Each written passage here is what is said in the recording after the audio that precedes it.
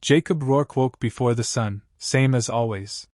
The Kansas sky was a bruised canvas of lavender and gray, stretched wide above the tilled fields that fed his soul more than his wallet ever had. He brewed his coffee with an economy of motion, not because he was in a rush, but because 38 years of stubborn, self-reliant routine had carved him into a man of habit. The dog, Buster, a mutt too loyal for his own good, watched him with expectant eyes. Jacob dropped half a strip of bacon onto the floor, just like every morning. It should have been another quiet day. The kind he lived for. But something felt off, even before the coffee cooled.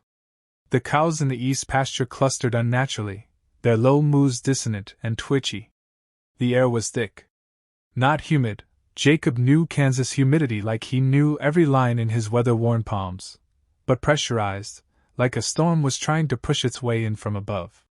He stepped out onto the porch, squinting at the sky. No clouds. No wind. Just a silence that didn't belong. Then the lights died. Not just in the house. The electric fence. The tractor monitor. Even his watch blanked out. Buster began barking toward the cornfield, not the nervous yap of a rabbit sighting, but the frantic warning of something wrong. Jacob didn't hesitate. He grabbed the old double barrel from above the mantel, the one his father said never needed to be fired if a man held it right. He stepped off the porch, boots crunching gravel, every muscle tight. Then came the hum. Low and bone-deep, like the sky itself was grinding its teeth. A shimmer appeared above the field, transparent at first, then hardening into a shape too symmetrical, too deliberate. A craft. No sound of rotors or engines. Just the sound of reality being politely ignored. Jacob ran. He made it 10 feet before a beam of pale blue light pinned him in place. Not hot. Not cold. Just final. He couldn't move. Couldn't blink. Couldn't scream. He heard Buster snarl and leap, and then yelp, violently cut off. Jacob's last thought before the world faded was, "Please don't hurt my dog." When he woke, it was to the stench of antiseptic metal and ozone. A cell. The walls pulsed with a soft bioluminescent glow, the kind you'd expect from deep-sea creatures, not architecture. His limbs were unbound but felt like lead. Gravity was thinner. His breath came with effort, filtered through unfamiliar air. A long, narrow window revealed stars he didn't recognize. The doors slid open without a sound. 2 creatures entered, each standing taller than any man Jacob had ever met. Insectoid and regal, with segmented armor that shimmered like oil in sunlight. Mandibles clicked in calculated rhythm as they regarded him with black, unreadable eyes. One extended a limb, a claw tipped with instruments rather than fingers. Jacob backed against the wall, fists clenched. The taller one chittered and tapped something on a device. A voice, synthesized and cold, buzzed through hidden speakers. "You are now property of the Zarkelian Dominion. Compliance ensures survival. Resistance ensures extinction." Jacob's jaw tightened. "You'll have to be more persuasive." They didn't answer. The clawarm jabbed something into his neck before he could react. Cold fire spread down his spine, and the world dissolved into white noise. He came to again in a larger chamber, a prison yard of sorts. Hundreds of beings filled the space, reptilian, avian, gelatinous. Some sobbed. Some stared at nothing. Most ignored him. All wore the same gray utility wraps, stained with labor. Overseers floated above the yard in glassy drones, silent sentinels with taser-like appendages and scanners that flickered in cruel shades of green. Jacob sat in the corner, observing. He watched a squat, 4-armed creature get shocked for moving too slowly. Watched a lizard-like female cradling a small, translucent creature that wheezed with every breath. Watched others shuffle like ghosts, no fire left in them. He saw in them what the Zarkelians failed to see in him. Potential. They'd made a mistake. A big one. Jacob wasn't just a farmer. He was a survivor. A man who had nursed broken machinery back to life with nothing but duct tape and cussed patience. A man who'd buried a wife and clawed his way back to living because the land still needed tending. A man who understood systems, soil ecosystems, mechanical ones, emotional ones. And the one thing he understood most? Any system, no matter how powerful, has weak spots. Pressure points. Places where leverage, applied just right, topples giants. One of the gelatinous creatures slid close, eyes blinking in eerie sync. You knew? It asked in a warbling echo. Jacob nodded. Name's Jacob. You? The creature paused. Blix. You speak English? Not good. You teach. I fix. A squelchy smile. You not scared? Jacob shrugged. I was abducted. Knocked out. Threatened. They took my dog. Being scared seems like a waste of energy now. Blix made a noise that might have been laughter. From the corner of his eye, Jacob saw a Zarkelian overseer watching him longer than the others. Its antennae twitched. It whispered something into a communicator. Jacob didn't flinch. He knew now. He wasn't a prisoner. He was a seed. And they had just planted him in the heart of their empire. The Zarkelians thought they'd captured a simple human farmer. But farmers know how to grow things, crops, communities, revolutions. And Jacob Rourke was already taking root. The first rule Jacob learned in the mines was that hope got you killed. The second rule he ignored entirely. The labor pits on Argon 7, a moon swallowed by clouds and methane storms, were nothing like the farm. There, sweat had purpose. Here, it vanished into the choking air before it meant a damn thing. The shafts ran deep into the black rock, each tunnel crawling with prisoners tethered to their fate by shock collars and silence. Tools were crude. Food was colorless. Sleep was rationed by taser buzzes and countdowns spoken in languages no one spoke fluently. But Jacob listened. And watched. Always watched. By the third week, he could predict which guards cycled through which levels. He mapped out the tunnel systems using scratches in the rock and subtle flicks of his boot.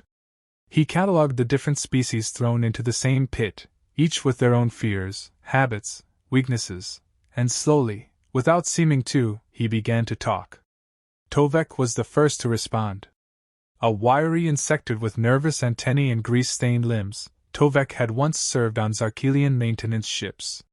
Now, he spent his days welding collapsed tunnel struts and muttering to himself.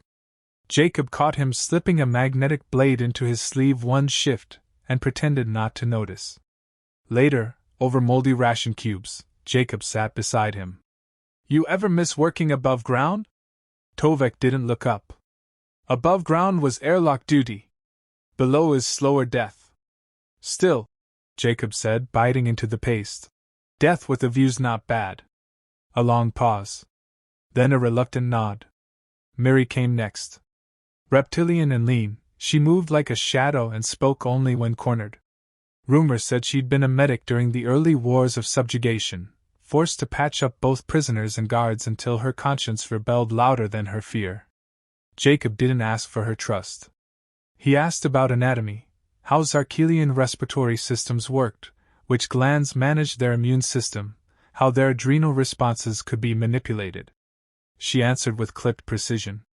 I'm not joining your little fantasy, she warned, not unkindly. Jacob just smiled. You already did, the moment you didn't report me. Blix was harder.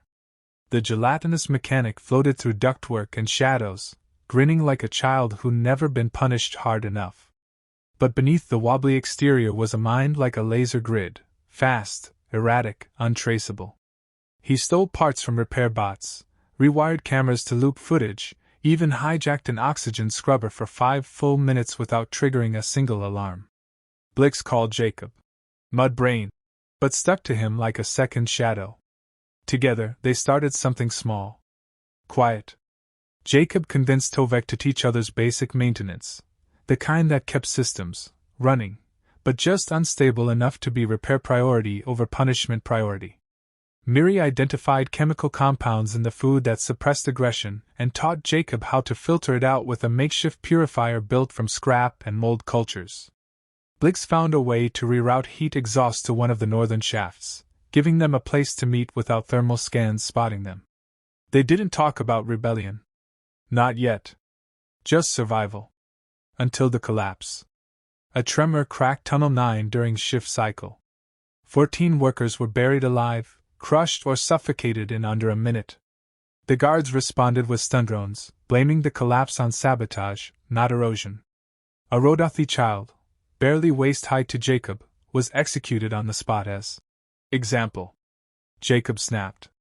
He charged the drone, screaming, drawing its fire. Sparks seared into his shoulder, but he reached it, ripped the core out with a spanner and hurled it down the shaft. The explosion lit the mines like a sunrise through smoke. He expected to die. Instead, silence. Then cheers. Alien voices, in 10 dialects, raised a sound that hadn't been heard in that mine in decades. The guards tried to respond, but something in the air had changed. Something had shifted beneath the fear. Later, bruised and shackled and solitary, Jacob sat in darkness for 3 days. They didn't kill him. Couldn't. Not now. Not with so many watching. Miri visited first. She brought no tools. Just sat and said, "We need to move sooner than planned. They've tightened rotations." Jacob winced, testing the torn skin on his shoulder. "There is no plan." "There is now," she said. When they released him, Jacob wasn't just a prisoner. He was a symbol. They started small acts of resistance, flickering lights in sequence to communicate between tunnels. Weaponized mining dust funneled through air vents to clog overseer optics. Faulty comms rerouted to broadcast mocking static loops. Zarkelian security began to falter. But Jacob knew sabotage wasn't enough. He stood one cycle later in the middle of the communal pit, eyes burning, voice louder than the alarms. "They think we're nothing. Dirt. Seeds to bury and forget. But where I come from, seeds don't stay buried. They grow. They crack concrete. They shatter steel. You give me time, and I'll grow a damn forest inside their bones." A hush followed. Then a single phrase, echoed by dozens of mouths. "Crack concrete." It became a chant. The guards heard it. They punished harder. But punishment didn't work anymore. Tovek hacked into an old drone cache and found partial schematics for the upper decks. Blix whispered of a gravity core chamber vulnerable to directed overload. Miri showed Jacob a vulnerable spot in the guard's exoskeleton armor where the joint plating thinned for flexibility. Weaknesses. Systems. Jacob had studied soil his whole life. Now, he was learning anatomy, circuitry, and warfare. He scratched a rough plan into the rock wall with a mining nail. Tunnels, schedules, weak points. Allies marked in code. Escape wasn't the goal anymore. Overthrow was. The rebellion wasn't coming. It had already begun. The plan hinged on a lie and a gamble, both of which Jacob was getting dangerously good at. Blix had looped the surveillance feeds for exactly 43 seconds. Tovek rerouted 2 patrol drones into a maintenance cycle they wouldn't wake from for another 8 minutes. Miri had smuggled 2 nerve spike injectors beneath her scales. Jacob carried nothing but a broken pipe and an old scar on his shoulder that itched like prophecy. They moved as one through the mines, 27 escapees turned fighters, spread across 3 tunnels that converged on the central chamber. If the Zarkelian gravity core could be disabled, just long enough, they'd seize the command center above and trigger an emergency evac protocol. The panic alone would scatter the guards like hornets with a smashed nest. But it wasn't about running. It was about showing the slaves they didn't have to anymore. The first kill was silent. The second wasn't. A Zarkelian overseer caught sight of Miri's team and shrieked an alert before a mining hammer crushed its thorax. The chamber lit up with alarms, crimson strobes and siren howls, but the rebellion moved faster. Jacob led the charge, dodging plasma shots that melted the walls behind him. He reached the control dais just as Tovek slid beneath the console and jabbed a series of keys with jittery limbs. 3 minutes till reboot, Tovek hissed. Then lockdown. Make it 2. Jacob grunted, wrenching a power conduit from the wall and jamming it into a data port. Sparks flared. The lights flickered. A drone exploded mid-air, shrieking. Then came the flood. Zarkelian enforcers poured into the room, sleek and armored, carrying weapons meant for war, not mining uprisings. Jacob didn't flinch. He met them head-on, swinging steel and fury. A blade nicked his side. He barely noticed. Mary was a blur beside him, striking pressure points like a surgeon with vengeance in her blood. Blix reappeared from the ceiling, grinning wildly, dropping a stolen grenade into a vent shaft. The explosion rocked the entire chamber. The gravity core shimmered, destabilizing, its protective shell now exposed. Tovek screamed. Now! Jacob launched himself forward, driving a jagged metal rod into the core's base. Energy surged outward in a sphere of pulsing light, disorienting everyone in the chamber except those who expected it. The Zarkelians faltered. The rebels surged. Within minutes, the central chamber was theirs. Tovek rerouted the internal comms. Jacob stepped into the command ring, bloodied and breathing fire. He looked into the lens of the control orb, which blinked and pulsed as it scanned his features. "This is Jacob Rourke, citizen of Earth," he said, voice low but clear. "To the oppressed across this empire, you are no longer alone. Your masters are bleeding. Their systems are crumbling. It's time they learned who really holds the power." He paused, then leaned closer. "You abducted a farmer. You thought I was dirt beneath your claws. But I know how to grow things. And I just grew a revolution in your own backyard." Across 5 prison worlds, transmissions echoed. Eyes lifted. Weapons dropped. Chains fell. The Zarkelian Dominion, fractured by arrogance and spread too thin by conquest, began to unravel. 6 weeks later, Jacob stood aboard the bridge of the Gale Strider, the flagship of a fleet that hadn't existed 2 months ago. Beside him stood Miri in polished armor, Tovek humming over a navigation console, and Blix in a captain's chair he'd clearly stolen from someone important. They hovered above Earth.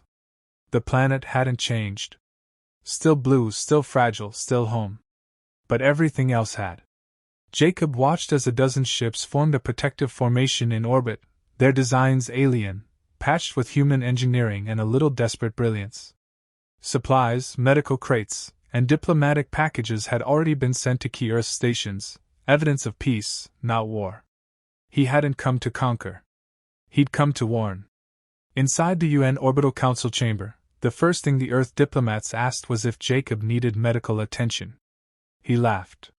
Then he laid out the galaxy's truth. The Zarkelians had catalogued Earth for eventual assimilation. The abduction had been a test run. Had Jacob broken, Earth would have followed. But he hadn't. So now, he told them, Earth had a choice. Stay ignorant and pray. Or join the growing alliance of liberated worlds. Learn, build, prepare. He didn't stay long. There were still camps to liberate. Fleets to organize. Broken systems to dismantle. He returned to the Gale Strider quietly, bypassing the cheers. Miri met him at the airlock. "You didn't tell them everything," she said. "No," he replied. "They're not ready. Not yet." He walked to the viewport and gazed down at the speck of land where his farm still lay, quiet and green. Where a dog named Buster had once waited on the porch, watching the sky. He'd bring him home soon. But not yet. There were still seeds left to sow. In the dark, the stars shimmered like embers, waiting for wind.